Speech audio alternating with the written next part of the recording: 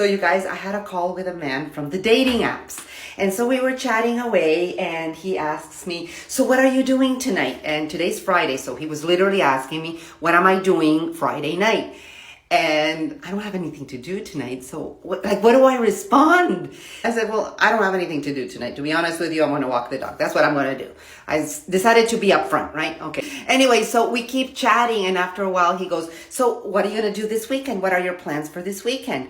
And honestly, I don't have plans for this weekend. Like I have nothing to do. So the decision was, am I going to make something up? Like, should I just freaking make something up so he won't think that I'm a loser? Or should I tell him the truth? I got really bad FOMO that everybody in the world has plans this weekend except me. And I felt really self-conscious. I actually almost felt like crying in the call. I usually have something planned on the weekend, but this weekend I don't have anything planned. But I want to ask you guys is, should I make it up that I have something to do so I won't be such a loser-like looking person? Or should I actually say the truth and say, so I ended up saying, well, I'm free the entire weekend. And he didn't ask me out. Like, he didn't ask me out. So anyways, that kind of sucked. So I'm putting on my makeup and I'm going to go walk the dog. Erroneous! Erroneous! Erroneous on both counts. Oh, Lord. All right, fam. I'm not going to beat around the bush. I'm just going to say it. I'm pretty sure most of my experienced male viewers already figured out what I'm about to say. And that is, you have here a decades plus post-wall queen in her 50s who's actually well kept. She's kept herself in shape. She's actually doing skin routines. She looks good for her age, even with all that upkeep, even with everything running at the top level that she can maintain it at her age. Notice how female insecurity never goes away. To my female viewers, I'm not taking a jab at her. I'm just actually pointing that out. Notice how she's saying that, oh, she has nothing to do, but she doesn't know if she should lie to the guy or not, or tell him the truth, because he doesn't want her to think that she's some kind of loser. On top of that, a woman in her 50s, which women like to say how strong and independent they are and how they know what they want, has to put a video on TikTok asking everybody, should I lie or should I tell the truth? Seriously, that's what a 15-year-old girl does, not a grown woman, right? The point is, this is the reason why men treat women the way they treat them in the modern dating market. Because they grow older, but they really don't grow up. There you have it. This queen still acts like she's still in her early 20s, not just post-wall, post-empty egg carton as well. And this is why women say that they want a man who leads, a one who shows confidence and leadership. In other words, strong, independent women can't really lead themselves. I'm sorry, if you were strong and independent, you wouldn't be asking for a man to be a man and take the traditional role of being a leader. I mean, as the saying goes, you don't need no man until the bill comes. Before we move on, I want to say thank you, fam, to all of my subscribers for supporting this channel.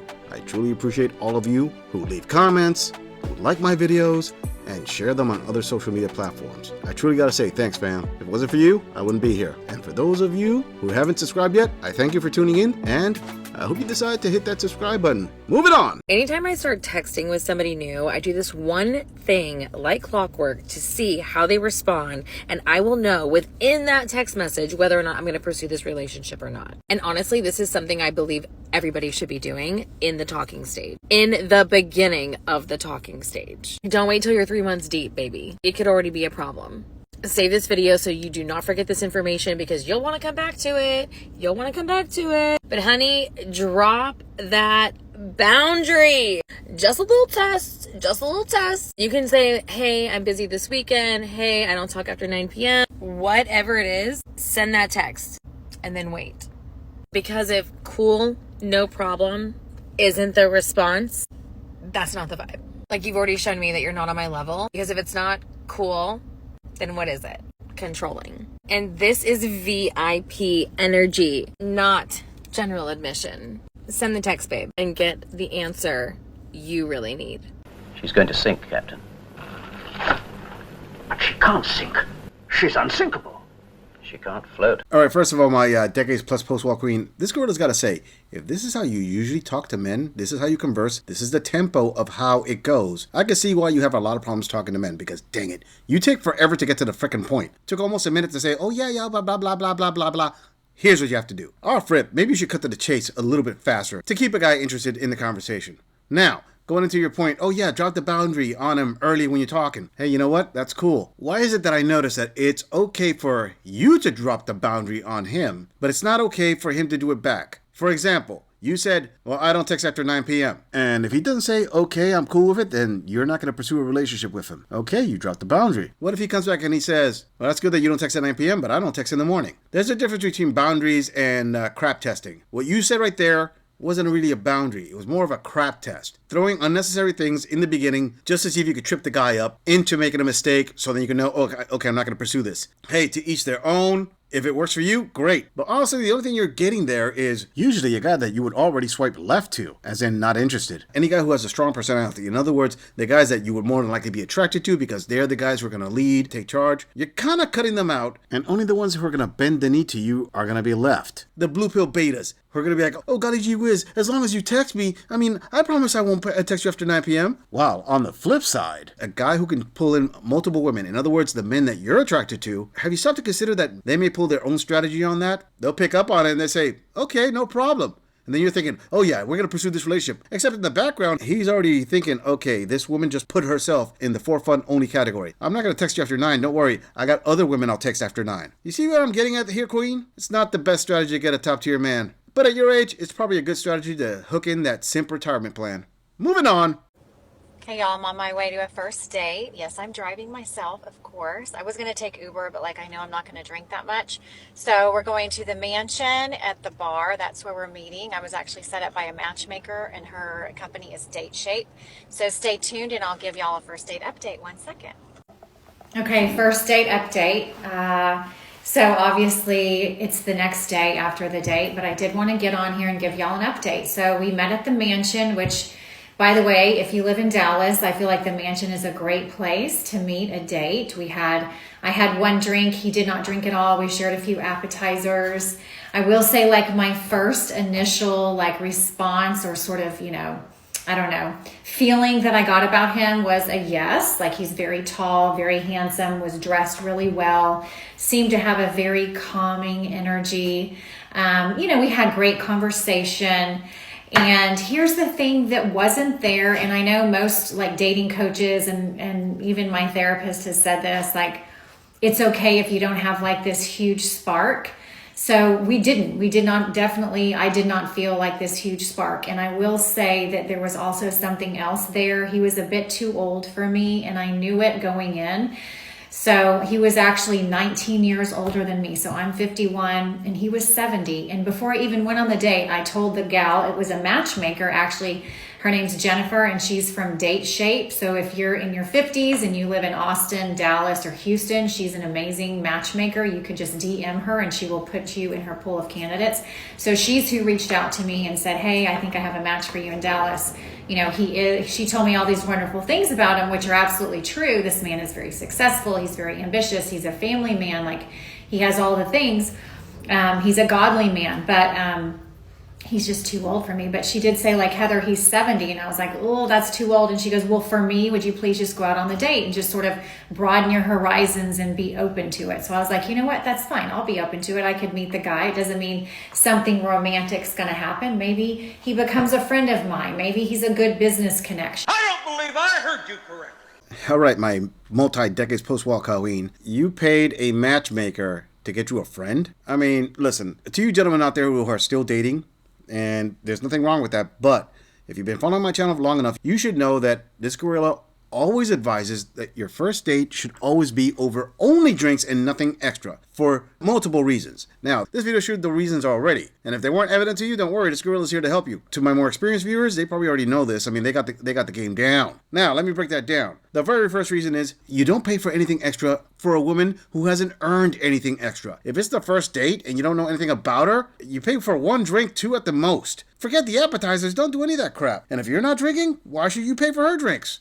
She can pay for her own drinks. Simply put, if she's going on a date to see what you provide for her and not to see what you both have in common, then she's not for you. Now, I understand a guy is 70, so he's thinking, I don't have that much time. Dude, if you got the money to spend on a date on a gal like this, you got the money to pay for a sugar baby. Let's just be honest. You want companionship, and this chick is not it. She's in her 50s and she's picky about age. Really? The other reason, when you go on these dates with these women, you don't know what's in her head. You don't know what mentality she's coming from. She admitted just in this segment alone that she was coming into this date more than likely just expecting to make a friend. So even though you may be coming in with intentions to find someone to have a relationship with, she already discarded you. So you're paying on a date, and you're paying a dating service to get with a woman who has very little to offer but is super freaking picky, and basically felt that she was doing you a favor going on this date. The third piece of this whole thing is any woman who is paying for a matchmaking service like her more than likely has that boss babe mentality of, hey, I got the bag, I have the money, so I deserve a top tier guy, the type of guy that I want. They automatically think that they're settling for you. She said it clearly, this guy was successful, he has money, he's tall, he's handsome, but not her type. In other words, she settled to go on a date to find a buddy. So yeah, she basically wasted that guy's time. But let's hear what she has to say. You know, so I did. I went on the date. I enjoyed myself. I only spent maybe an hour and a half tops with this man. It was nice. He was a gentleman. We had good conversation. It was also good practice for me just to sort of be on a date, sit in my feminine energy, allow him to, you know, be kind and nice and gentleman-like, which he was. And then the one thing I do love about the matchmaker is the next day we had a phone conversation, and her and I talked about it, and I just was honest with her. Like, I probably could have let the age difference go had our energies really vibed and I felt some sort of spark, even if it wasn't a big spark, like just like a little subtle something, but I literally, you know, just didn't feel anything romantic with him. And that's okay. And I told her that. I was like, he's such a great gentleman. But I do have a friend that I gave her name. She's a single girlfriend of mine in Dallas, and I gave her that name of that girl so that maybe she could set him up with my girlfriend, because I know she's a little bit older than me, not much, but she doesn't, like, age doesn't really bother her at all, so I know she wouldn't be like, she wouldn't care. So anyways, I gave her that name, and so maybe, you know what, maybe they're going to be a match, and who knows, maybe that's why God had me go out on that date, is so that my girlfriend would pop into my mind, and now I have set them up. So, you know what, I guess the point I'm trying to make is definitely have an open mind when you're dating, for sure, but also don't settle. Do not settle. You don't have to settle, because there is an amazing person out there for you. There's an amazing man out there for me. I just know it. And you know what? I'm just going to sit back, have fun, enjoy my life until that day comes, and trust that when the timing is right, God will send him my way. So leave me a comment down below. Let me know what you think. I will link date shape in my caption. So anyways, hope y'all have a great day. Love you guys. Yeah, about this queen, I don't think much else has to be said of her intentions. Notice how, just like I said before, it was all about her. This is your basic multi-decade post-war queen ego trip. She just wanted to see what she can get out of that guy. Used him for a date, used him for a good time. I'm pretty sure he didn't get anything out of this date. Also wants to keep using him as a business contact, and to keep him hooked in as a potential contact, she comes out with the typical carrot. Oh, I got a girlfriend who's just like me, a little bit older, doesn't care about age. I'm just gonna hook you two right up. Yeah, because the big guy upstairs sent me your way so I could hook you up with my friend.